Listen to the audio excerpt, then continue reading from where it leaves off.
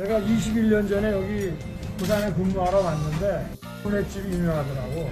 퇴근길에 많이 다녔죠. 좀 들어보시죠.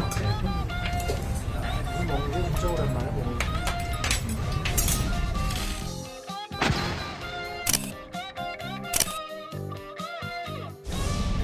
내가 이 폴란드로 부산까지 갔다는 거야.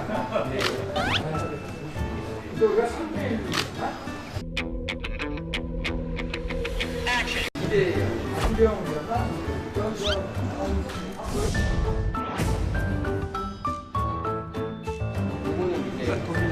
윌스 사장. 그래도 이대형이었죠? 네, 맞습니다. 그냥 막 거기 가서 술 엄청 먹었네.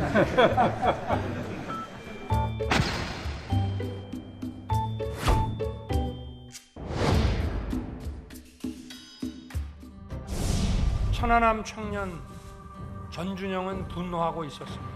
K9 청년 이찬호는 잊혀지지 않기 위해서 책을 썼습니다. 살아남은 영웅들은 살아있음을 오히려 고통스러워했습니다. 대한민국을 만들고 지킨 영웅들입니다. 저 윤석열은 그분들과 함께 하겠습니다.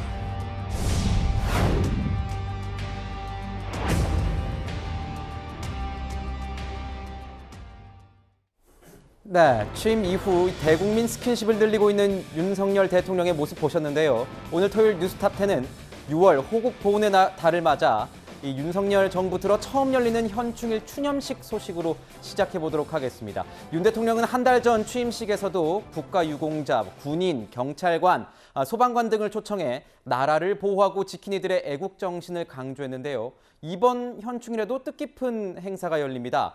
다음 주 이 추념식이 열리는데 이 자리에서 윤석열 대통령이 직접 이 국가유공자 그리고 유족들에게 관련 증서를 준다고 하더라고요, 위원님.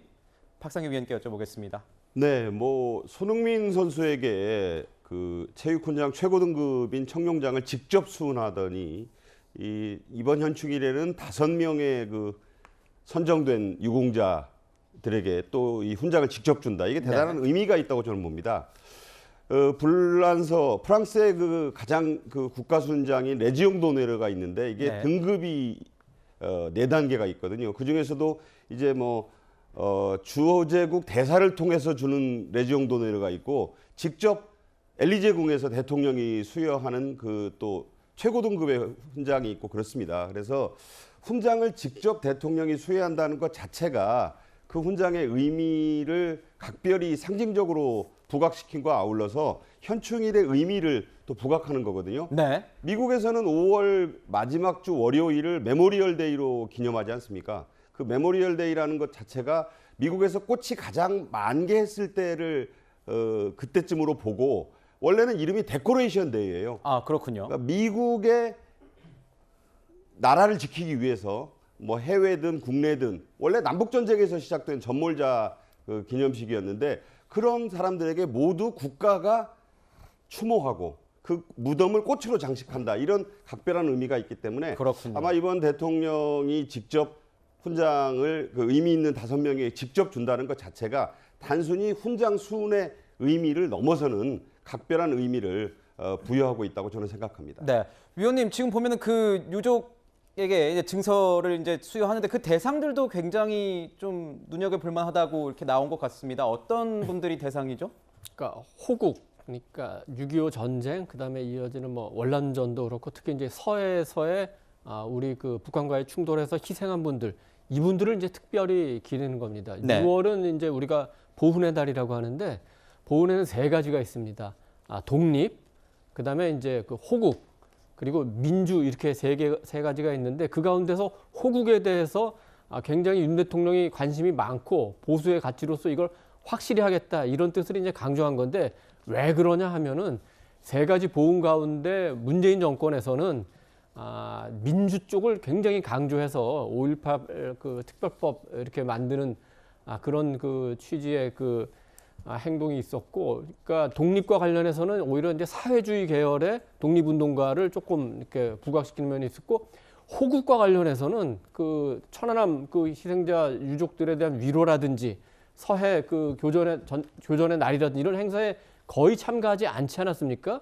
그래서 독립과 호국과 민주 이 세 가지 균형을 맞춰야 되겠다. 그러려면 지금까지 호국을 너무 등한시해왔기 때문에 이 부분 맞추겠다. 6월 1일 날 윤 대통령이 천안함 그 모자를 쓰고 그렇죠. 티셔츠를 입고 그 청와대를 가지 않았습니까? 청와대를 둘러봤죠. 그게 바로 호국을 그 보훈의 달에 가장 강조하겠다. 왜 청와대를 갔느냐?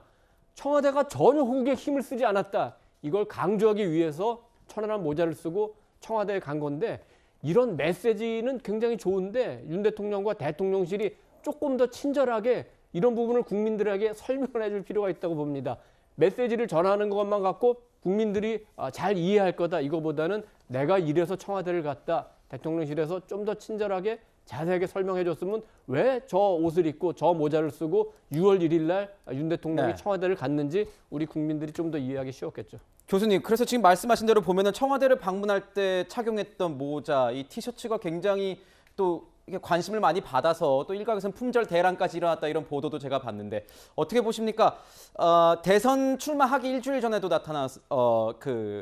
이게 포착이 됐을 때 언론에 포착이 됐을 때도 저 모자를 썼던 것으로 기억이 나는데 천안함 관련된 모자를 썼는데 이렇게 호국 안보를 강조하는 저런 행보에 대해서는 어떻게 평가하십니까? 일단 국민의힘 같은 경우가 이제 보수 정당 또는 보수 유권자층들의 지지를 통해서 중도층도 지지를 했습니다만 등장한 정부이기 때문에 호국 또 이런 부분에 대해서 강조할 수밖에 없다는 생각이 드는 건데요.